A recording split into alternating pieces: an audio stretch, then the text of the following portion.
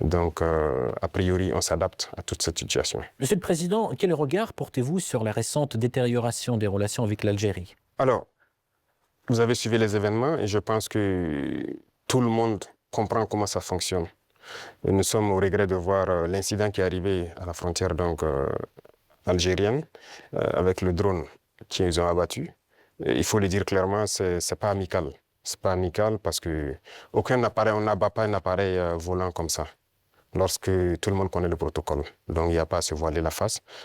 Si un appareil traverse votre frontière, même s'il rentre sur votre pays, on l'identifie. Les radars permettent de l'identifier. Et on sait il appartient à quel pays.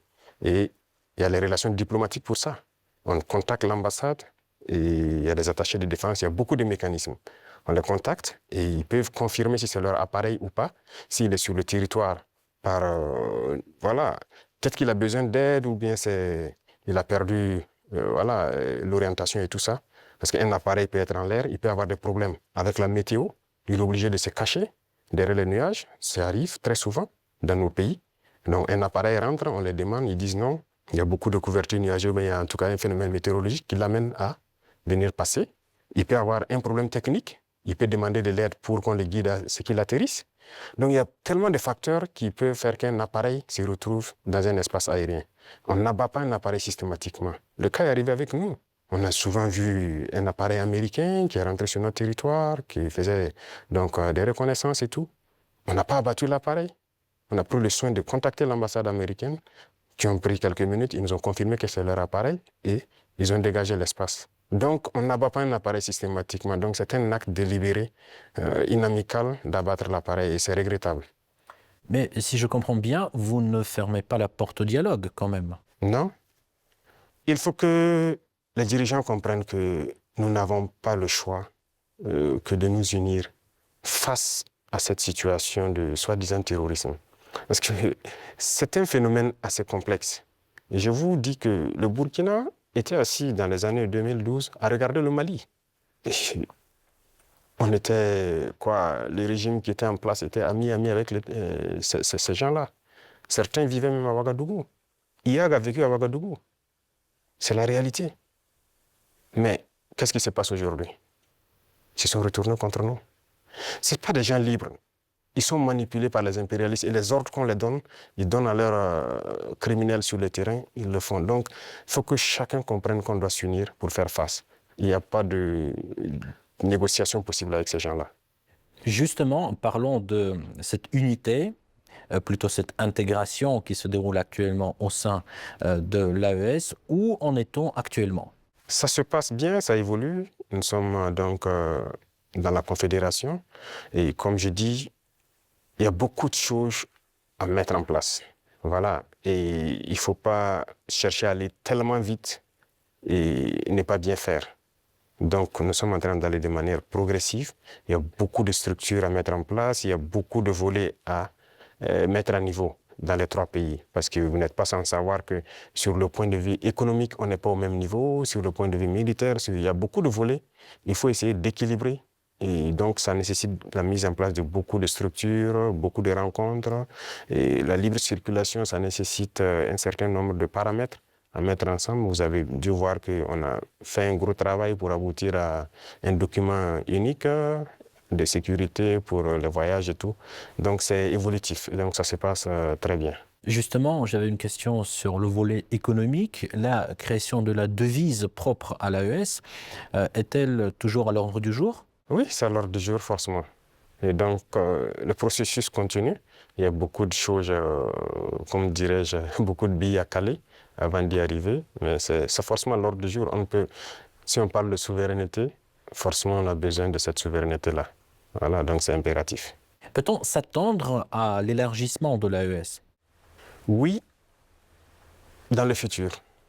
Mais pour l'instant, comme j'ai dit, nous devons harmoniser nous-mêmes beaucoup de choses, mettre en place vraiment les bases, parce qu'il y aura beaucoup de protocoles additionnels, si vous voulez constater, pour harmoniser nos politiques, que ce soit les politiques diplomatiques, économiques, voilà.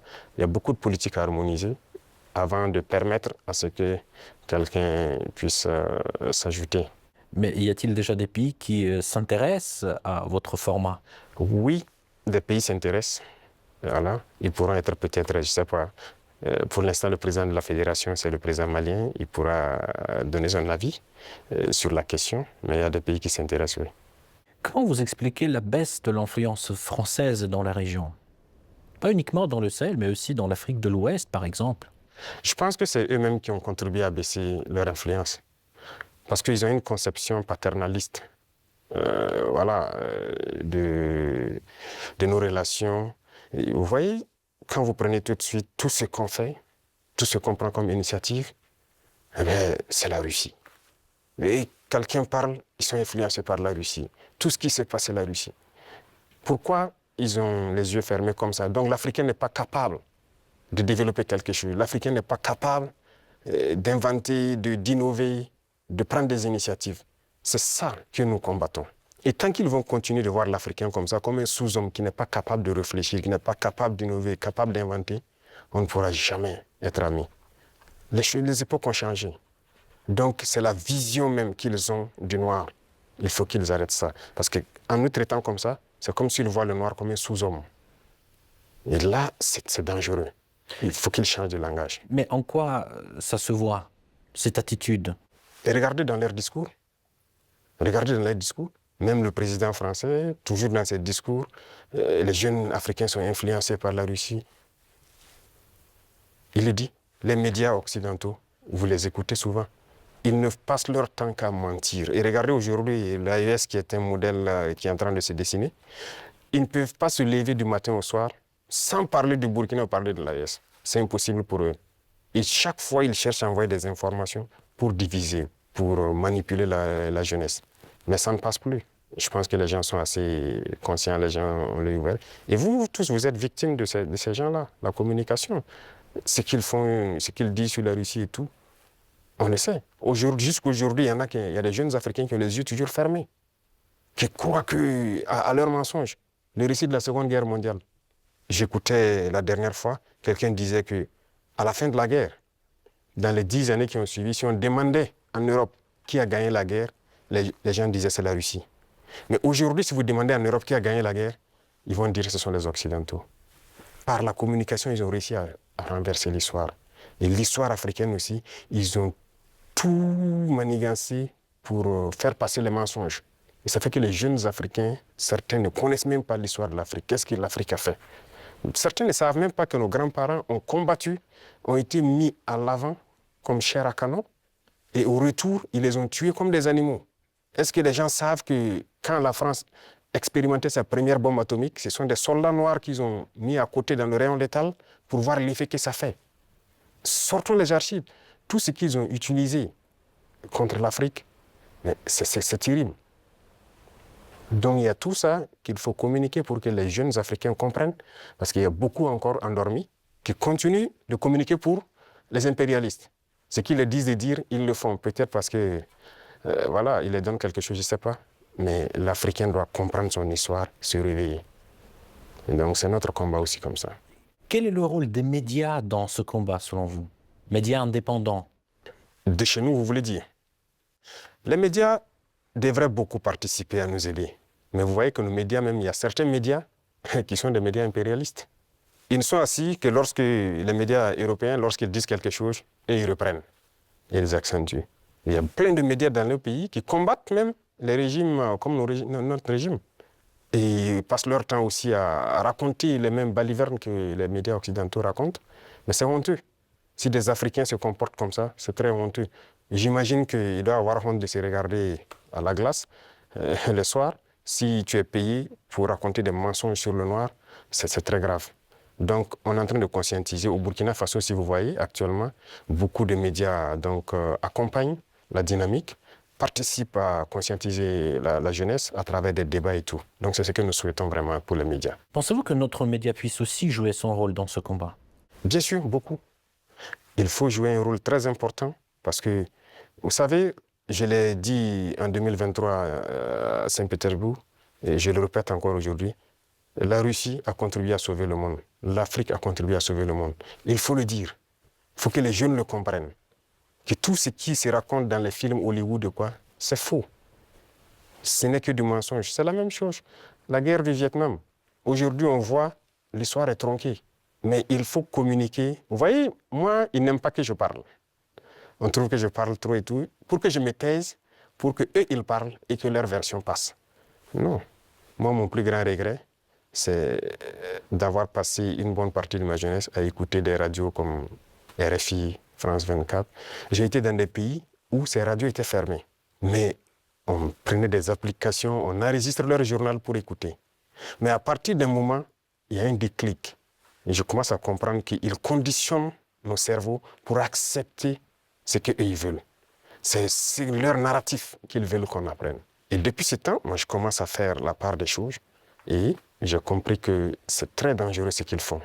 Et aujourd'hui, plus que jamais, je me rends compte qu'ils ont conditionné l'esprit, surtout des Africains. Donc, vous pouvez participer beaucoup à éveiller la conscience de la jeunesse pour que les gens comprennent comment fonctionne le monde et ne pas se laisser embarquer par ces gens-là. Ma toute dernière question, juste pour conclure sur une note positive, quelles sont les perspectives des relations entre la Russie et le Burkina Faso selon vous? Beaucoup de perspectives à venir. Et comme je l'ai dit, avec la parade que j'ai vue, je pense qu'il y a une très bonne coopération. Parce que c'est bien, actuellement, nous payons du matériel, mais il faut qu'on développe l'industrie militaire, par exemple. Et la Russie peut contribuer beaucoup. Et vous savez que la Russie, il y a beaucoup de scientifiques, de savants qui sont russes. La preuve, on vient de quitter dans l'université de Mendeleev. Ils peuvent nous accompagner beaucoup dans la formation pour aussi prévaloir, parce que chez nous, nous avons des jeunes talents, des génies qui arrivent à créer des choses, mais il leur manque l'apport mathématique, la science pour pouvoir améliorer ce qu'ils font. Et donc la Russie peut nous aider beaucoup dans ce domaine. Ça va nous aider sur le volet militaire, sur le volet industriel, parce que ce sont les machines qui font marcher le monde.